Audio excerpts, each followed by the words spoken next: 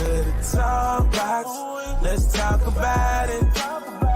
Talk about it. Let's talk about it. Let's talk about it. Yeah, listening to the talk box with Son. Yeah, listening to the talk box. Let's talk about it. Talk about it. Let's talk about it. Let's talk about it. Talk box. All right, good morning, rise and shine. Good morning. This is the day. So I just want to let everybody know today is a great day. And you know what we say here on the Talk Box? Every day above ground is a good day. It's a day to get some things right that we didn't have quite right on yesterday. So rise and shine. We have the most dynamic, the awesome, somebody who looks like me in the field of psychology, Dr. LaShonda Greenwood in the house. Good morning, Sonia. How are you? I am blessed by the best. I cannot complain. And I am so thankful to have you on today. I would like for everybody to please go ahead and share the live. Let somebody else know we got Dr. LaShonda Greenwood on the line today. And she is going to help us make ourselves a priority. That is the avenue that we need to get to in order for us to live an abundant life. So welcome. Oh, I forgot. I'm a Baptist preacher. So I need everybody in the live to make sure that you're commenting and we know that you're in the place. So good morning. Good morning, Tony. How are you this morning? So we got Tony Capehart on the line. So we're thankful to have him. But Dr. Greenwood, I just want to welcome you once again to the show, number one. And good morning, Teresa. And how important it is to have you because sometimes people think, well, I got Jesus and he's enough. And that is true. However, he gives people with different gifts. And your gift is psychology, helping us work through this thing, helping us to become to make ourselves a priority. So go ahead, jump in. You know, even in the Bible, he talks about wise counsel. So, you know, yeah. So I love your topic of making yourself a top priority because we, you know, especially as women, you know, men may do it too, but especially as women, we're taking care of everybody all the time. We're being mom, we're being wife, we're being sister, you know, so we need to take time out to make ourselves a priority. And so what does that look like? Like, what does that look like for you? Mm-hmm. Well, for me, one thing that I do for myself to make myself a priority, I am a person that write things down. And even in the financial world, I teach people you go to work every day, you need to pay yourself, right? So it's the same way in life. I'm a mother, I'm a wife, I'm an entrepreneur, I'm an author, I'm a life coach, I'm a motivational speaker. I'm all of these things. But first thing that I am is Sonia. But that can get lost. Like you had 1,000 titles, so Sonia can get lost. You know. So who am I other than wife, mother, author? How do I take care of me? And so you're pouring out and pouring out and pouring out, but who's pouring into you? You know. So that's what we have to kind of figure out. And sometimes we don't have that, so it's okay to pour into yourself. You know, from time to time, and you know whether or not it doesn't always take money, but if you want to do a spa day, you know, learn to meditate, just me time. We don't even know how to take me time or relax. You know, relax. My grandson's new word right now is chill. So when I tell him, now, come on now, you got to hurry up. You got to go. We got to go. He'll say, chill, Nana, chill. You're rushing me. You're rushing me. It's okay. Take a little and time. I think that that's what we need to do. Chill sometimes, chill. I say in regards to living an abundant life, we have to have a balance. Mm-hmm. And in order for you to have a balance, you have to make yourself a priority. I say it like the airplane instructions. If anybody has flown on an airplane, before you even take off the ground, the stewardess is there giving you some instructions. And that stewardess says, put your air mask, if there's turbulence that arises, that you are to put your life mask on first, and then you put the life mask on others around you. And the truth of the matter is, we cannot be good for ourselves. For anyone else, if we're not good for ourselves. Yeah. Right. And that takes, believe it or not, that takes discipline, just like everything else. When you talk about managing finances, that takes discipline, but also taking care of yourself takes discipline. Like, even if you set a daily routine, like when I get up in the morning, I drink a glass of water, so something that simple.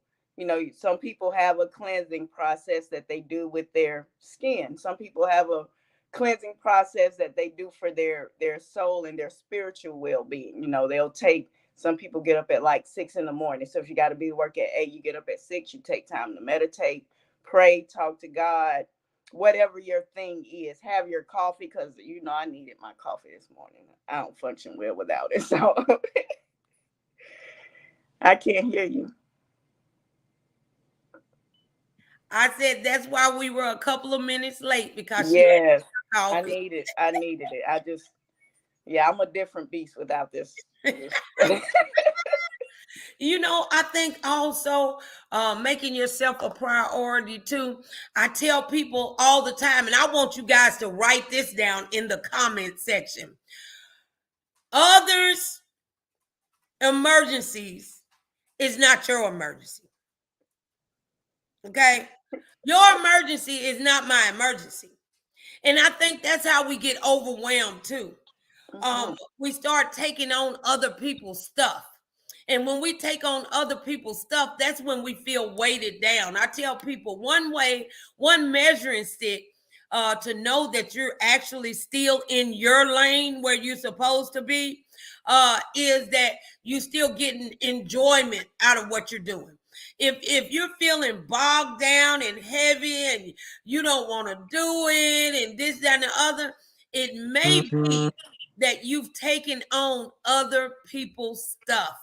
And their emergency is not your emergency. I don't care if it's the children. I don't care if it, and for immature people, it looks like selfishness. If you're immature, it looks like selfishness. But when you think about it, I had a thing with one of my surrogate children. I had stopped to do something for them, and then when I got there to do it for them, they were like, "Well, I want you to do something else or this, that, and the other." I was like, "Oh no, we're not doing that."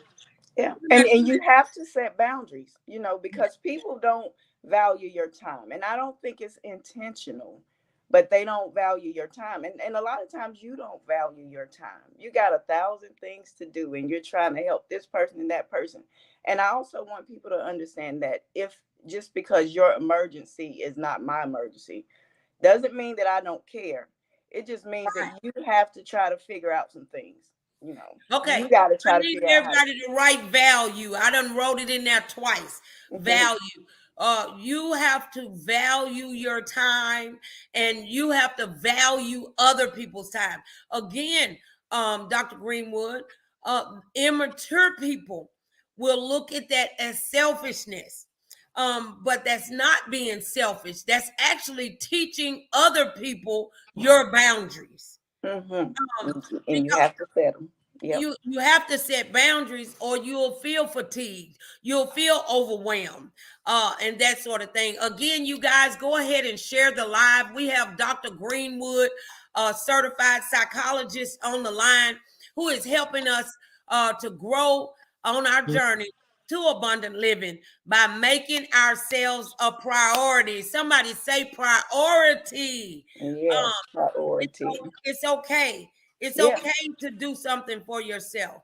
Mhm. What I know, you see a lot of people, and you say a lot of people have different avenues of making themselves priority. But what about those that don't have money, that don't have anything? What can you think of that will help somebody put themselves as a priority? It doesn't take money to meditate. It doesn't take money for me time. Like you can go out in your backyard or go to a park, like at sunrise or sunset, and realize. I think we got to recognize and realize the beauty that's already there. Like Yeah, things are already out there. It doesn't take money for that. yeah. So, a lot of people will talk about pampering and going to get their nails done. For me, I don't like doing that thing. That's not my thing. That doesn't relax me. So it just depends on what relaxes you. Right. I'll tell you something that is free and accessible, that can be a priority.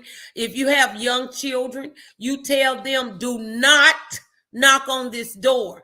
And you get some, if you don't have bubble bath, go in the kitchen and get you some get some Dawn dish Darn. liquid and put it in the bathtub and make you a bubble bath. That is making yourself priority, and just relax in it. Tea light candles, they don't cost much. You can get them for like $1 or Yeah, less. yes.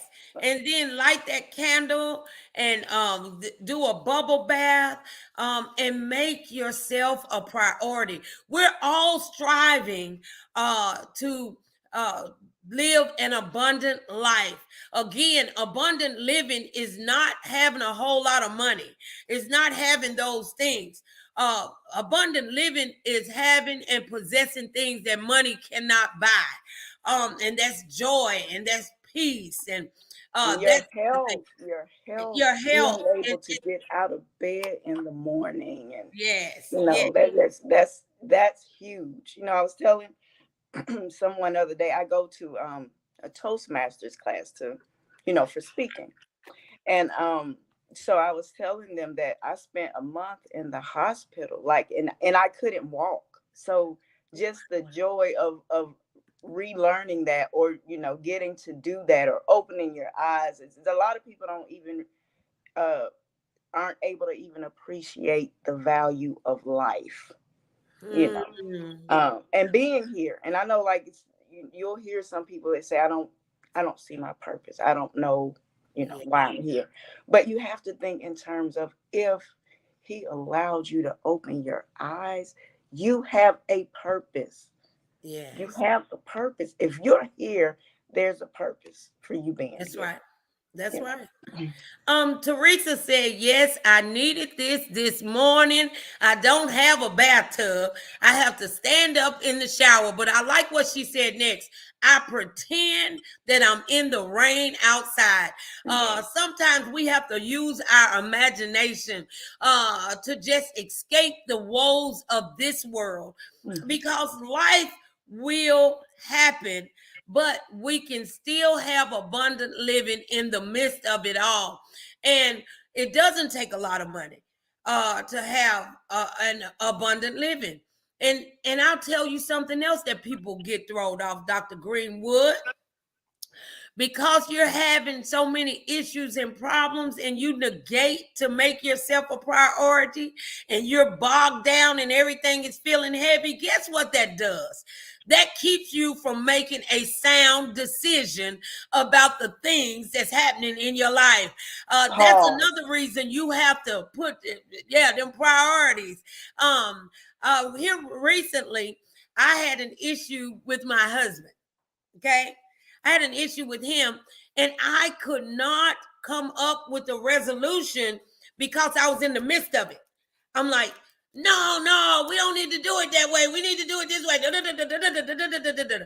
And we as women, sometimes we talk too much anyway.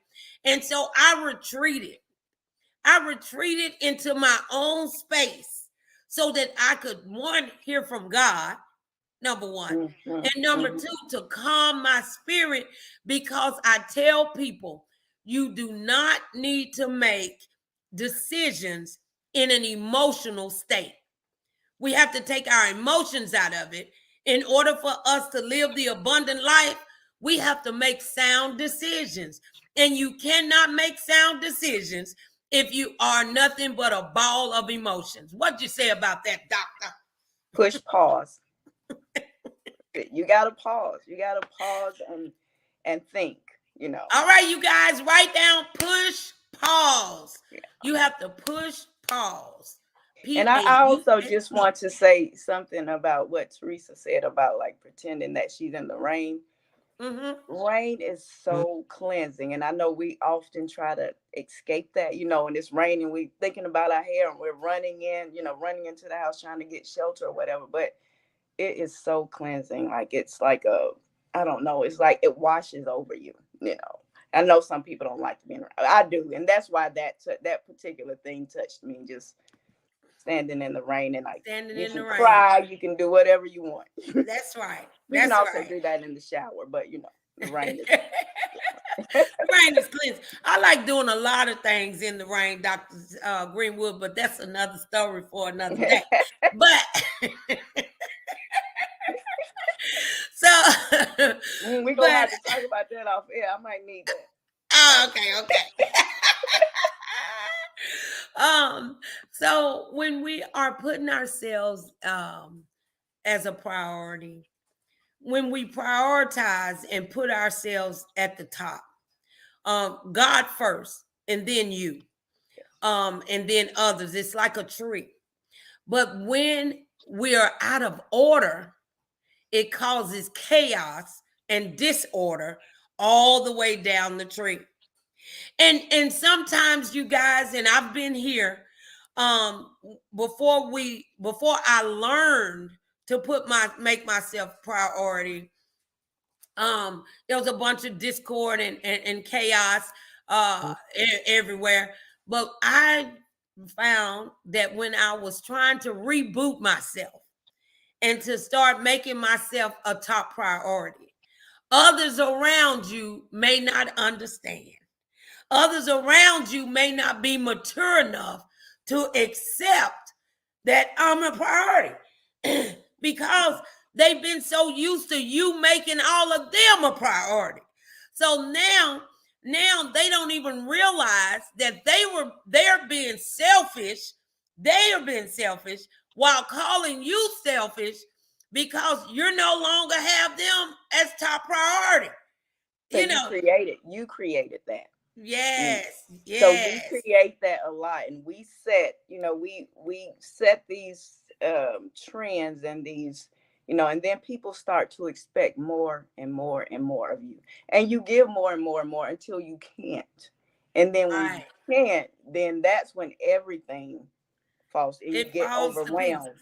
Yeah. So the balance is important, and that's something that we're not taught, Yes. So it's like you're taught that if you're selfish, if you're giving to yourself first, know. But that's not true. Again, that's that airplane thing. In order for you to be good for someone else, you got to be good for yourself. You got to put that mask on for you. Tony K. Park said, gotta be rain in your life to appreciate the sunshine. Ooh. After that rain or storm, it makes the shine so much brighter. So the rain is good. God without the rain, promised me sunshine. Yeah, I like that song. Oh, I love it. I love that song. Grateful. Yes, we gotta be grateful. But in taking care of yourself and being a priority, when we don't do that and we become, I remember me. I can remember that I used to go over and over and over and beyond, over and beyond, over and beyond. And then I would get so overwhelmed till it looked like I was snapping. You know what I Because mean? you were. Yeah. Okay. Okay, I was. So what would happen is that I negate myself and not make myself a priority, make everybody else a priority, who most of the time folk don't appreciate it anyway. And they're not making you a priority. Yes. So then you start to feel guilty and resentful because you're doing everything and nobody's pouring into you. And it takes that. Yeah, what about me? What about me? You know, and it's okay for you to ask that question. It's okay for you to express what you need and what you want, the things that you desire. It's okay to express your love language. But I tell you, people need to make themselves a priority and retrain those around you, or get rid of those around you and get somebody who understands. Good morning, Mud. Good morning, Anissa. Anissa said, "Oh, this one must be for me this morning." Good morning. Good morning. Good morning. Yeah. So, yeah, and we train people how to treat us. And so you set those expectations from the beginning and you're doing everything, like I said. It's important to set boundaries, because some people will call you at the last minute and say, "Hey, Sonia, are you able to do X, Y, Z?" Like, set those boundaries from the beginning. I don't mind doing anything for you, but I'm going to need more than, a few minutes notice. I'm going to need more than a day's notice. If you got an appointment next week, tell me the week that Don't call me the morning of and say, "Hey, can you, no, I can't, Right. And then their feelings are hurt because they're used to you jumping. Yeah. But you have to retrain. That's what I was saying. Not a good word, but no, it is. It's retraining. I have to retrain you, or either I have to get rid of you. That's my thing. Either we're gonna retrain, or I gotta get rid of you. But sometimes too, God is already trying to separate you to elevate you. Folk that only pour into you, every relationship that you have should be reciprocal. Exactly. Unless God have given it to you as an assignment. Yeah, but let's talk about reciprocation. Hold on one second, sorry. My cousin needs these keys and go right ahead. I want you guys to go ahead in the comment section and put the art of no. Some of us need to learn the art of no. I used to be the one that would get up and go at the drop of a pen. And sometimes I still do it now, but I don't do it without thinking first now. The art of no. We need to learn how to say no. I'm not able to do that. You should have called me a little sooner. I would love to help you out. But no, we're not doing that today. I'm sitting, and especially for those who know me personally, that I'm sitting here teaching abundant living. What my expectations are for myself and for you. So don't do that. And I think on the other side of it, we need to stop picking up guilt and shame that don't belong to us. Again, for those who just came on, your emergency is not my emergency. Yeah. And there's this book called The Power of a Positive No. And it is so enlightening. Like, in so many ways, it's enlightening. The power of a positive no. Because what you're also doing is you're teaching people how to problem solve. You don't need me for everything. You can solve some stuff yourself. That's right. But if I'm stepping in and I'm solving everything and I'm being everything, that's what you're going to expect from me. So what happens when I'm no longer available? You got to figure it out. That's right. That's right. I want to say this too. Mutt said I started saying no last year. And I put the name of the book up, you guys. The Power of a Positive No. And sometimes we need to do that, especially with our grown children. And this is a side note, something that God told me. Because I used to try to fix all of my kids' problems. And God told me, I told you to train them up in the ways that they should go. Yeah. And when they are old, they won't depart from it. He said he's not talking about when they're old, that's 17, 18, 19, 20. He's talking about their maturity level. And then we learned something on, I want to say, the Black Panther. The Black Panther, when the dad said that if I wouldn't have been doing a good job if I died and you don't know how to survive. And sometimes we're saying yes to our grown, they're no longer children, our adult kids. And so, but if you want to start it earlier than you do. You want to start It said train up a child. Yeah. So, but my thing is, I'm talking about me now. I'm getting a free session out of you today. God had to let me know that it's my job to teach my kids how to survive without me. That's what our jobs is as parents. We are to teach them how to survive without us. But sometimes we have gotten to the point where we're doing everything for these adult children, and they are terrible. Now they don't know how to do nothing. They can't cook. They can't clean. They can't problem solve. They're not good with their money. And then we raising the children. Yeah.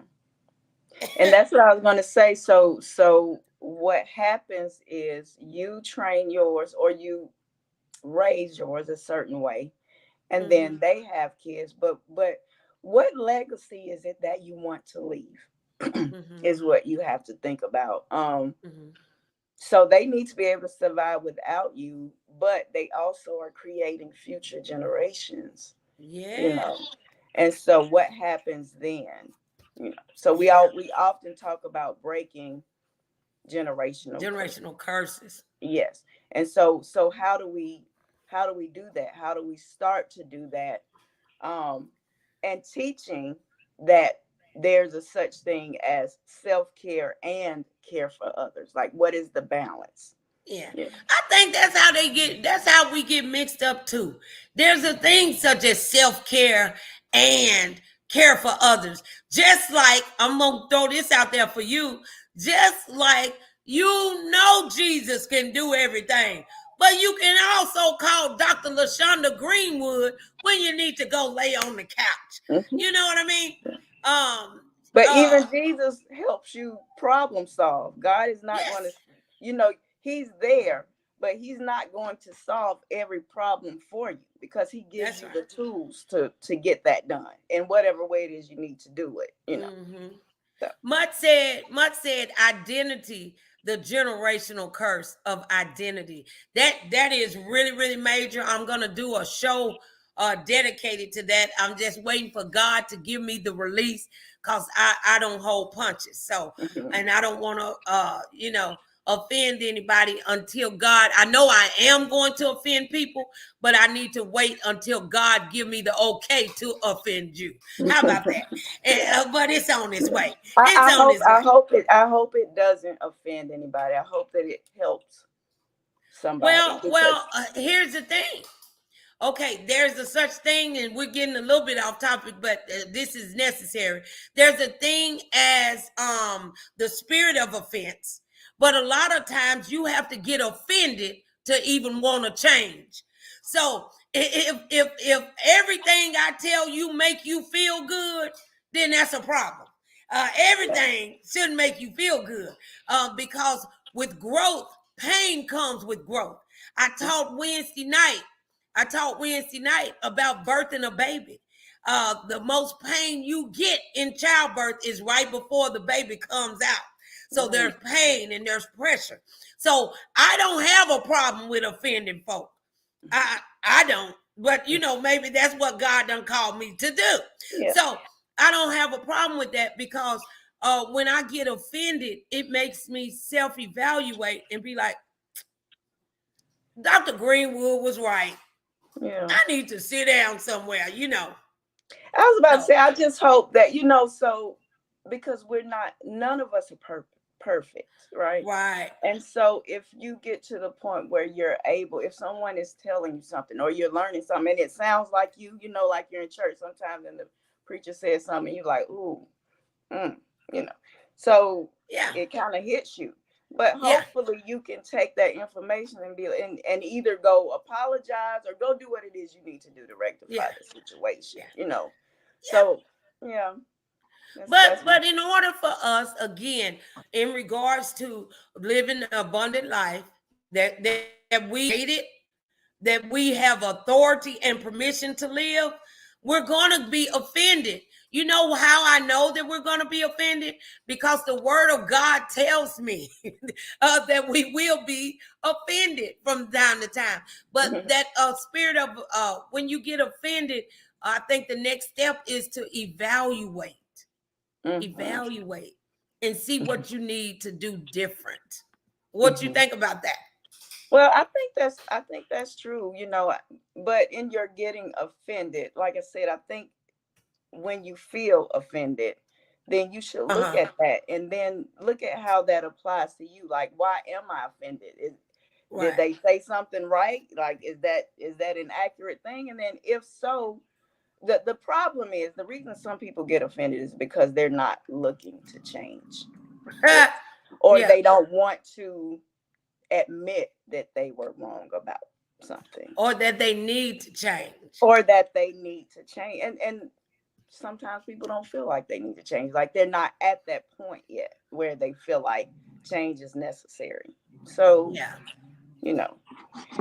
So, I want to read this scripture. Proverbs 19:11 says, good sense makes one slow to anger, and it is his glory to overlook an offense. So when somebody is trying to offend you and throw you off your game, I think that is the time that we evaluate that thing, see what part is it in us. But a spirit of offense has but one purpose, and that is to destroy you. So offense, we don't need to stay stuck in offense. See what belongs to us and keep it moving. Right. And bringing that back around to like the self-care and making yourself a top priority. I think making yourself a priority should also mean trying to better yourself. So that if you know that something is not working, or if something something's not working or something is not right, then we can also take that time to either elevate our minds, get better at something. Some people have hobbies, so practice your hobby. So my dog's cutting up. My dogs is cutting up this morning. Hey, I wanted to say this about the spirit of offense. There's a great book that I've read, I've studied, and taught out of, called The Bait of Satan. It's a great book.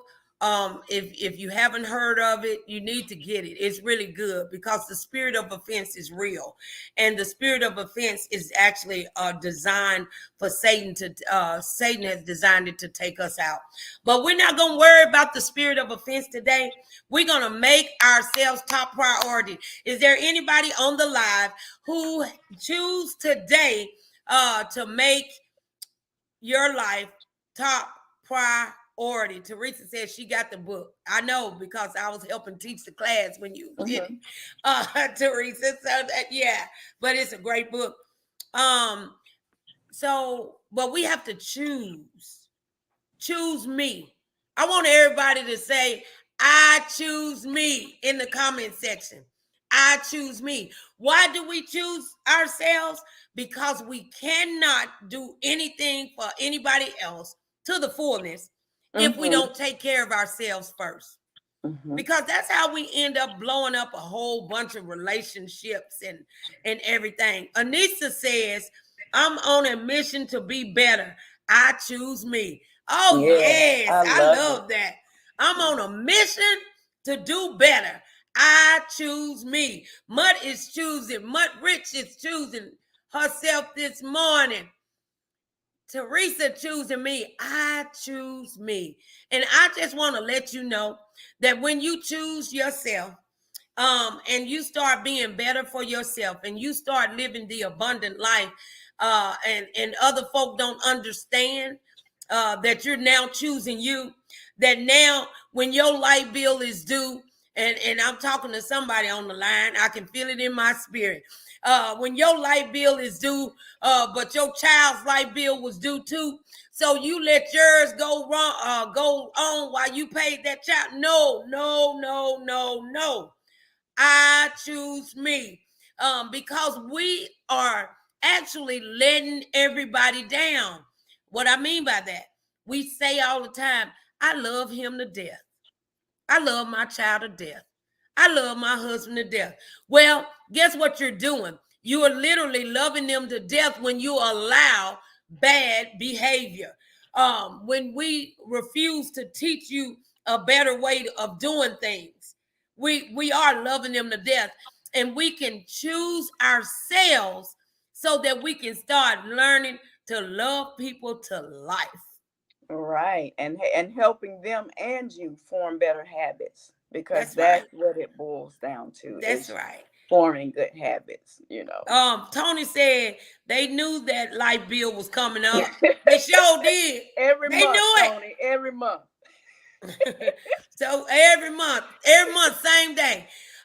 So Dr. Greenwood, I know that you got things to do, and I'm on the way out of town today myself.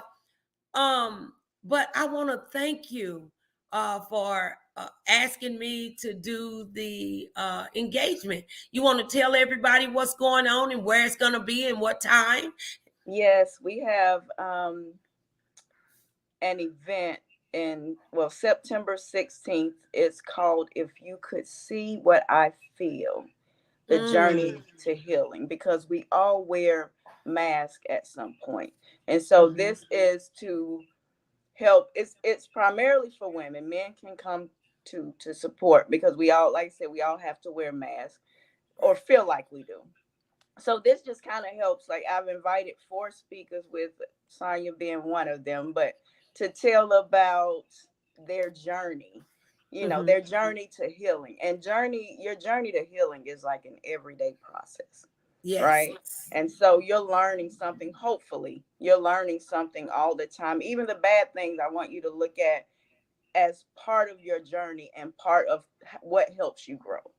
So that's September 16th at 10 a.m. It'll be at Patterson Park.